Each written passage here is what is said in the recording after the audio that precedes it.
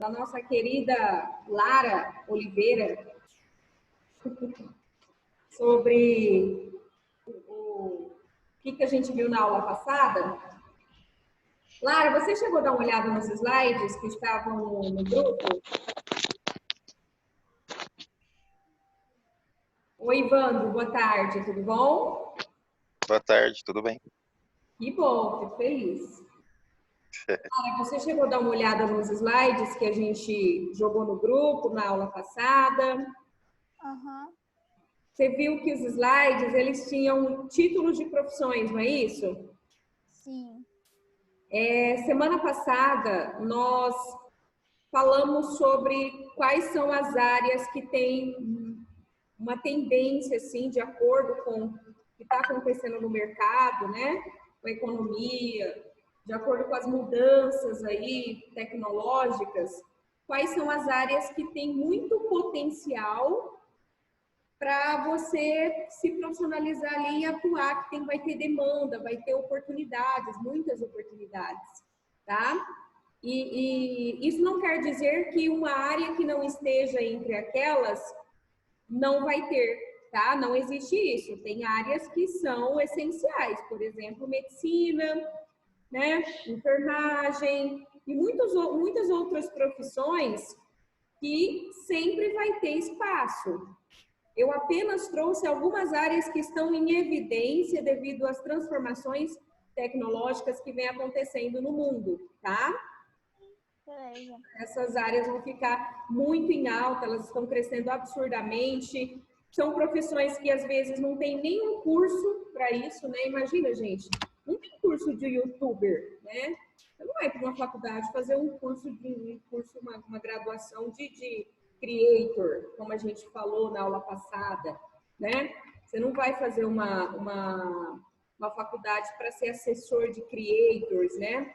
Então a gente vê que ainda não se tem em algumas profissões até o conhecimento formal, porque elas são tão novas que não tem ainda algo formalizado, estruturado. E vai ser difícil ter, porque como trabalha muito com a tecnologia, essas mudanças acontecem muito rápido, né? Então, imagine, antigamente a pessoa abria um canal no YouTube, hoje, normalmente, ela tem um canal no YouTube, ela tem um perfil no Instagram, né? Então, antes o foco era gravar e postar, hoje o foco é live. Então, a gente vê as mudanças acontecendo, né? As necessidades, elas vão surgindo, e aí o pessoal vem mudando de comportamento, de postura profissional, tá?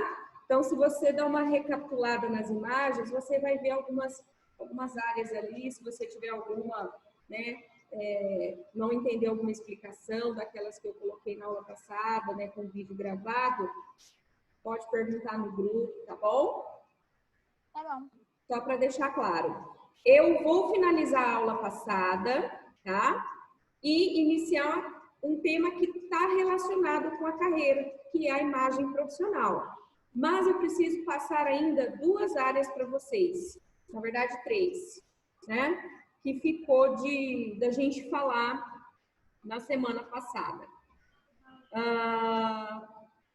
Uma é o especialista em e-commerce, né? O pessoal de gestão de talentos e a gestão financeira. Então, deixa eu colocar o meu slide aqui. Aí eu vou finalizar essas áreas, trazer algumas dicas básicas de preparação. E aí a gente já faz uma introdução no marketing pessoal com vocês, tá bom? Então, final de uma aula e o começo de outra. É mais ou menos isso a nossa aula hoje. Bom, então, acredito que até o e-commerce eu cheguei a comentar na aula passada.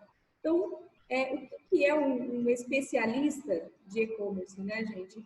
É um profissional que vai atuar nos sites, né, na venda através das lojas virtuais, em plataformas digitais, como sites, aplicativos, né? Hoje, todo site que se preza tem o formato mobile para aplicativo, né? Então, ele vai precisar do conhecimento de marketing, tá? Só que ele também aqui, gente, vai ter que ter um pouquinho aqui de conhecimento tecnológico, né? Então, quais recursos dentro do site vai facilitar a vida do cliente? Será se eu colocar a tag de comprar do lado direito, do lado esquerdo, né? Onde que eu coloco perguntas, dúvidas? Então, ele vai fazer uma avaliação em como é a experiência do cliente ali naquele e-commerce, tá? Como fazer, como divulgar, né? Quais são as mídias ali, em que momento eu vou divulgar. Então, ele aqui vai ter que ter um conhecimento muito grande, tanto nessa parte tecnológica e principalmente em marketing, tá, gente? Aqui o conhecimento em marketing vai ser essencial para ele fazer esse tipo de trabalho, tá? Então, o marketing voltado para o marketing digital, viu? É o foco aqui. Aqui a gente tem as faculdades, né, que tem curso de marketing, que tem administração, e quem quer um curso mais rápido para entender, você vai encontrar muito aí na internet cursinhos não muito caros, preços acessíveis, tá?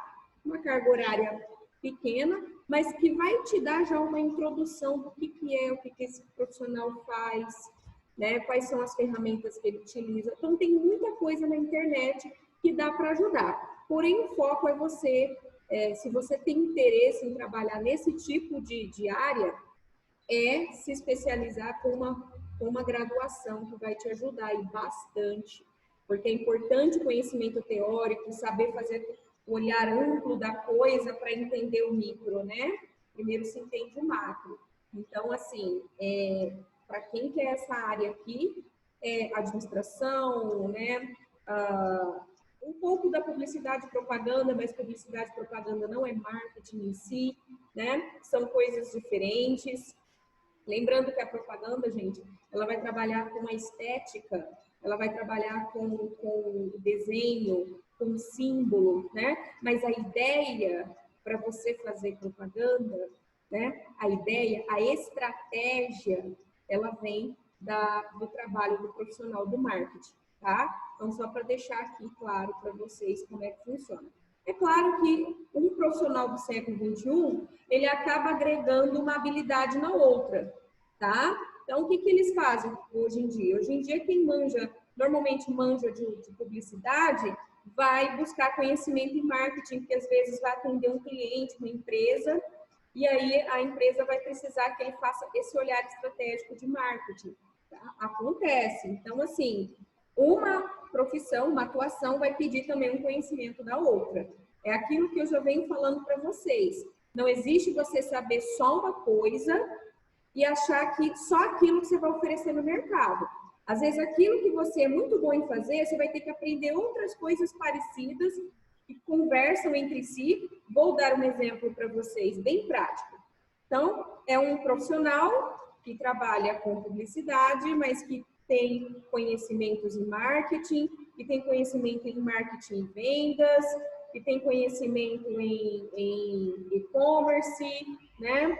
Em mídias sociais. Então, ele já abrange outras áreas que conversam com a área dele. Então, ele fica sendo um profissional completo. Por isso a importância da gente não fixar o pé só em uma coisa. Por mais que o principal seja aquele assunto, você precisa se flexibilizar para aprender assuntos parecidos, tá? Em que a tua profissão ali vai conversar. Um grande exemplo. Então, eu estou aqui, professora de desenvolvimento pessoal. O foco da matéria é comportamento, é trabalhar a postura, né? Mas eu tenho que estudar marketing, eu tenho que estudar conceitos administrativos. Por quê? Porque vai conversar com a minha disciplina. Então, é essa flexibilidade que a gente tem que ter. Não dá para você achar que você tem que dominar só um assunto, especificar ali e esquecer e ignorar o restante. Não, é fazer essa conversa, tá, gente? De uma área com a outra, certo? Alguma dúvida aqui, pessoal? Alguém quer fazer alguma pergunta? Fabiola, boa tarde. Não, tá tranquilo. Boa tarde, sim. Tranquilo? Alguma pergunta? professora, eu cheguei agora, eu não sei do que é aqui, não. Aham. Ó, e aí eu trouxe para vocês um pouquinho sobre gestão de talentos. Então, o que um gestor de talentos faz, né? Então, ele trabalha com a contratação, certo? Ah, professor, isso é fácil, é só contratar. Não é bem assim, gente. Para uma empresa ter estabilidade no recurso humano, né?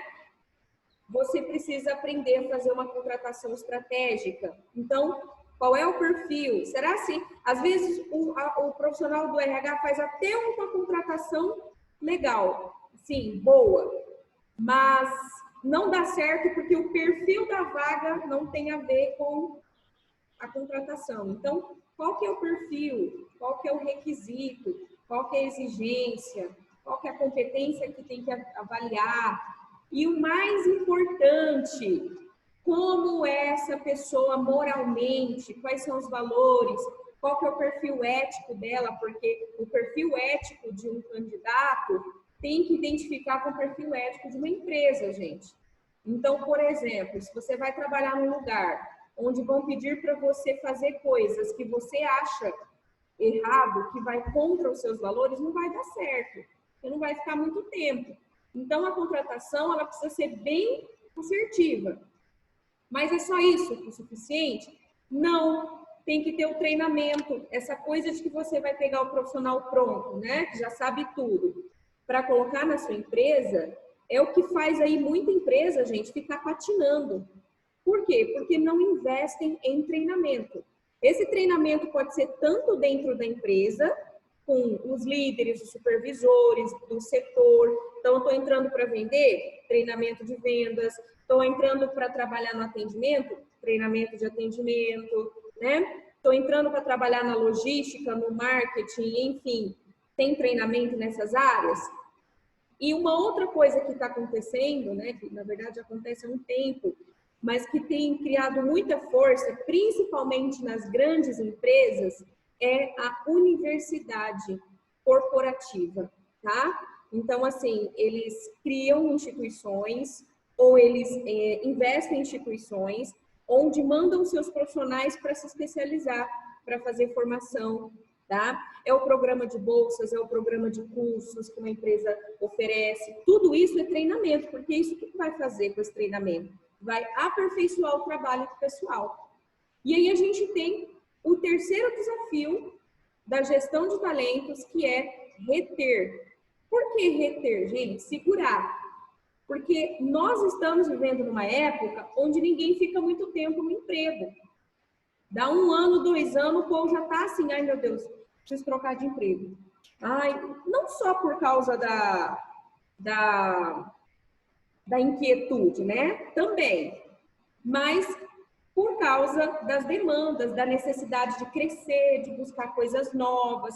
Então, tá na nossa cabecinha o tempo todo. Parece que quando a gente fica muito tempo no lugar, às vezes o lugar está te proporcionando muito desenvolvimento, mas fica aquela coisinha, nossa, eu estou aqui na mesma empresa, nossa, será que eu estou desenvolvendo? Então, é algo que fica ali intrínseco na nossa mente, né?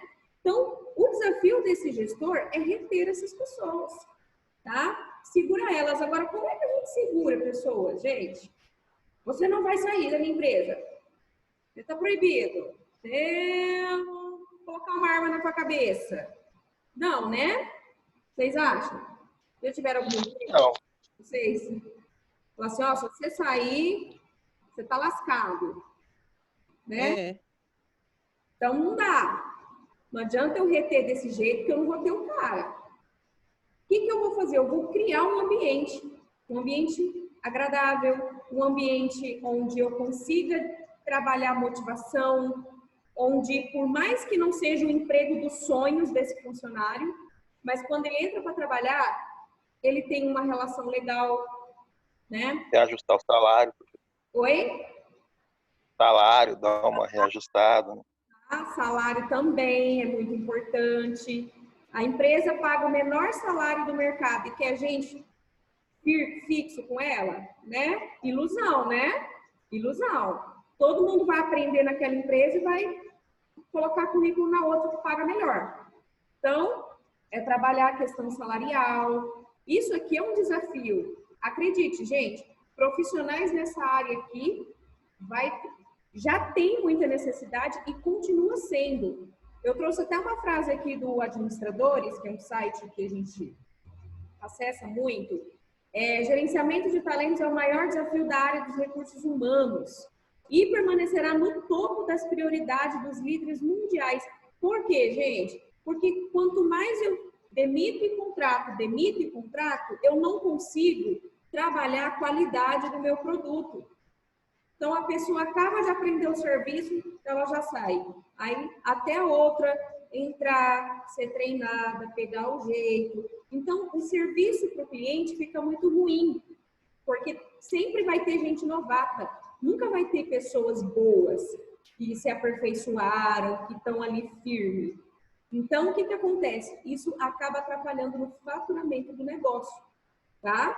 Cliente com serviço meia boca, faturamento meia boca. Faturamento meia boca, lucro meia boca, se tiver lucro, né? Então, é o foco do século XXI aqui, ter gerenciamento de talentos. Acredite que o RH, eles estão procurando maneiras de trabalhar isso aqui, tá? Tem algumas empresas que conseguem fazer um trabalho legal, mas é um desafio. Por quê?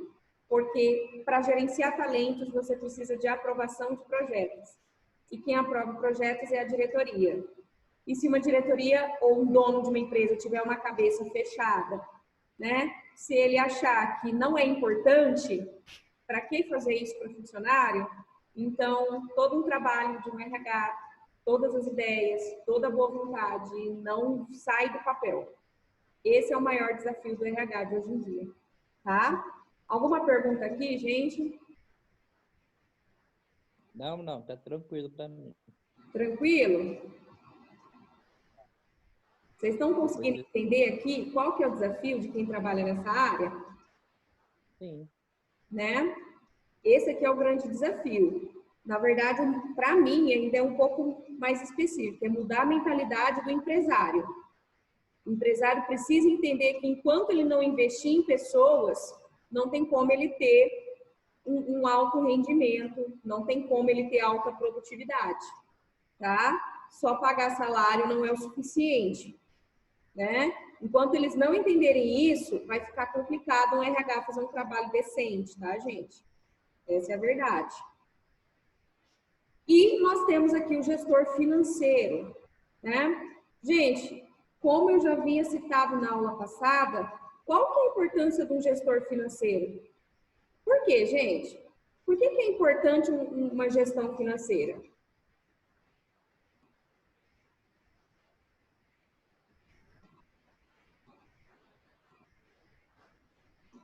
Ninguém pode responder por que é importante?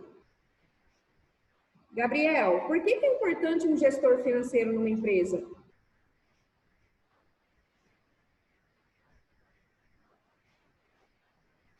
Para ele controlar o gasto da empresa, quanto que a empresa ganha, para não entrar em prejuízo, velho.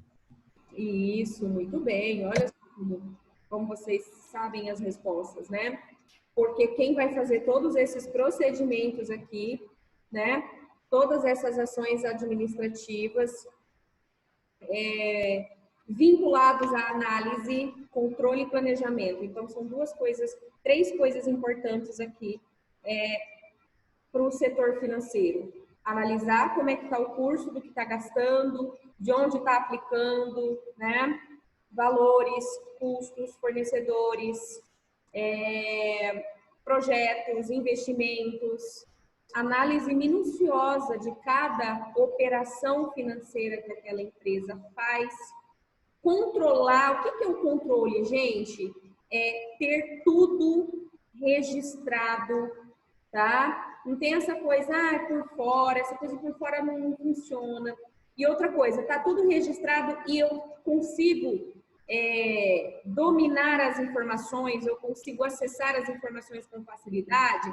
Aqui a gente volta na primeira carreira que a gente falou na aula passada, que é o pessoal do software, né? Então, assim, um bom software precisa proporcionar essa vinculação de informações financeiras em todos os setores da empresa, certo? Para que o gestor financeiro faça um bom trabalho. E terceiro, planejamento. Não é simplesmente analisar, nossa, estamos indo bem, então tá. E o ano que vem, né? Vamos deixar a vida me levar. Então, planejamento do que vai gastar, se sobrou, se tem lucro, como isso vai ser investido, se vai ser investido, onde vai ser investido, em que tempo vai ser investido, com que retorno do investimento, em que prazo, qual que é o risco, certo? Então, quem é que vai dar o aval de tudo isso é o gestor financeiro. Aqui nós temos o profissional que trabalha nessa empresa e faz esse trabalho. Esse trabalho aqui, gente, não é operacional. Quem que faz o trabalho operacional é o analista. Até que o analista faz a análise, né? Mas quem faz o trabalho operacional é o assistente, é o pessoal que alimenta o sistema, né? O sistema é alimentado, caixa, né? Então, ele alimenta o sistema financeiro, tá? O analista, ele vai ali fazer um trabalho de relatório, de buscar uma análise, né? De trazer de forma organizada todas as atividades.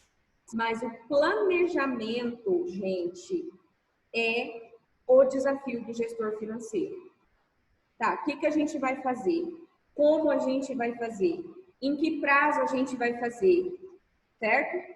Aqui entra o trabalho estratégico do gestor financeiro. Então, não é simplesmente você saber fazer conta, não é simplesmente você saber fazer relatório, tá?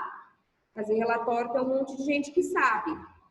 O gestor financeiro tem um relatório, tá aqui, a situação é essa. Quais serão os próximos passos financeiros que aquela empresa vai dar? Em 15 dias, em um mês, em um trimestre, em um semestre, em um ano, em 2 anos, em 5 anos, em 10 anos. Então, ele vai estruturar o planejamento de uma organização. Isso aqui é muito importante. Hoje, tem empresas que estão em posicionamentos financeiros, econômicos, inclusive de marca, porque teve uma gestão financeira que planejou a última década dessa empresa, né? Planejou a década, que planejou os 5 anos. Ah, professora, mas e como é que faz com essa situação que a gente vive? Gente, acredito, empresas que têm um bom planejamento, elas estão preparadas para tudo, né? Inclusive para situações como essas. Elas vão ser afetadas? Vão, como todo mundo está sendo, como todas as empresas estão sendo. Porém, os resultados eles ficam mais a menos, né? Não fica tão perigoso quanto o pessoal que não se planejou. Então, sofre o impacto? Sofre, mas sofre de uma forma mais leve, mais flexível, já tem o plano B e o plano C ali na manga, tá? E aqui a gestão financeira vai ter esse trabalho aqui que é super importante para uma empresa crescer, tá bom? Quem gosta dessa área aqui, acredite, se você fizer carreira em cima disso, não vai te faltar área, não vai te faltar oportunidade. E se você não quiser trabalhar para nenhuma empresa, e se você for muito bom no que você faz, é claro que primeiro você tem toda uma carreira, né, gente? O certo é você trabalhar em empresas, conhecer como funciona, tá? Você pode depois montar uma sua própria consultoria e atender empresas, tá? Hoje em dia, muitas empresas buscam consultorias da área financeira para ajudar a organizar, a estruturar a empresa, preparar a empresa para o futuro, tá bom? Ou até mesmo ajudar a empresa a não falir, né, gente? Alguma dúvida da questão financeira aqui? Alguém tem alguma pergunta? Tá tranquilo? Tranquilo. Tranquilo? E como que a gente se prepara para esse novo mercado, para essas novas tendências? Gente, vocês já sabem isso aqui, tá? Só vou reforçar o que vocês já ouviram de mim, dos outros professores, muitas vezes. Adquirir habilidade técnica. O que é habilidade técnica? É o conhecimento em si. Então, quero trabalhar na área de marketing pessoal, você tem que, marketing digital, você tem que saber tudo daquela área, estudar, né? Ah, não tenho condições hoje de fazer um curso, vai comprar livro, baixa livro da internet, procura páginas, sites específicos que trabalham com isso muito bem. Dá seu jeito. Quem procura, acha. Sabe aquilo? Habilidade técnica é isso, gente. É conhecimento. É você ser muito bom no que você faz. Como eu sempre falo, é você ser fodão. Você tem que ser fodão naquilo. Tá? E a segunda é você adquirir habilidade comportamental. Porque às vezes o cara é fodão, mas não sabe falar, mas não sabe mostrar para os outros. Aí não adianta nada. A habilidade comportamental fica comprometida. É aquele currículo lindo, maravilhoso, que você fala, gente, como é que essa pessoa até hoje não foi, não chegou numa oportunidade? Será que ela está procurando direito? Será que ela está fazendo network? Será que ela está acessando pessoas da área dela para poder ter uma oportunidade? Aí entra a habilidade comportamental, certo? Aqui entra o comportamento de vocês, entra a mudança de pensamento, né? É o famoso mindset, né? Dos coaches, mas que é exatamente essa estrutura mental aqui, né? A mudança de mentalidade, tá? Se você muda a mentalidade, seja aberto a novos aprendizados, né? E é muito interessante aqui essa questão de novos aprendizados, porque não é só no campo que você quer atuar, tá? Seja aberto a novos aprendizados que conversam com a sua área, certo? Então, se você vai fazer gestão financeira, você precisa entender gestão estratégica administrativa. É importante você entender, não a fundo, mas entender gestão de pessoas, né? Porque pessoas com baixa produtividade afeta o financeiro, então, e assim consecutivamente. Então, você tem que estudar os campos que conversam com a área que você quer, tá? E, gente, não dá para ser resistente à tecnologia, tá? Foi resistente à tecnologia, seu perfil comportamental já está fora, porque você pode até não saber, mas não dá para você ficar resistente, eu não vou fazer, não, esse sistema é ruim, isso aqui é uma porcaria, isso aqui não vai dar certo, né? Então, não dá, certo? Então, isso aqui é o básico para você se preparar aí para o mercado, tá? Semana que vem, deixa eu só dar um print aqui, gente, vou colocar aqui no grupo para vocês. Gente, semana que vem, então, eu vou falar sobre imagem profissional. E aí eu queria fazer uma pergunta para vocês. Vocês cuidam da imagem profissional de vocês? Como é que estão as mídias sociais? O que as mídias sociais dizem de vocês? Como é que vocês se mostram no mercado? Né? Só meme, professor. Só bebe? Misericórdia! Não, só meme. Só meme! Eu adoro meme. Nada contra meme, eu adoro meme, gente. Eu tenho uma amiga minha que posta meme. Às vezes eu entro no Facebook dela só para ver os memes que ela posta, para rachar o bico. Não tem problema nenhum, mas nós vamos falar aonde a gente está pisando na bola. Onde é que a gente está pisando na bola? Certo? Nós vamos falar sobre imagem pessoal e profissional, viu? Gente, você pode não ser aquilo, mas se você não aprender a se vender, no bom sentido, né? A Cenobelina aqui perto de casa. Ai, que horror! Se você não aprender a se vender no mercado, vai entrar gente no seu lugar na empresa que não sabe o que você sabe. Que é mais competente do que você, mas às vezes ele tem boa conversa, boa apresentação, entendeu? Às vezes você perde uma vaga, não é porque você não é competente, é porque você não sabe se mostrar. Entendeu? Olha o BO. A gente vai falar disso aqui dentro. Tá bom? Tá bom. Tá. Gente, vocês estão vivos? Tá, professor? Então, vocês estão tudo nas calças, tudo morrendo, tudo dormindo, certeza. Põe só lá para ficar ouvindo. Misericórdia, Senhor.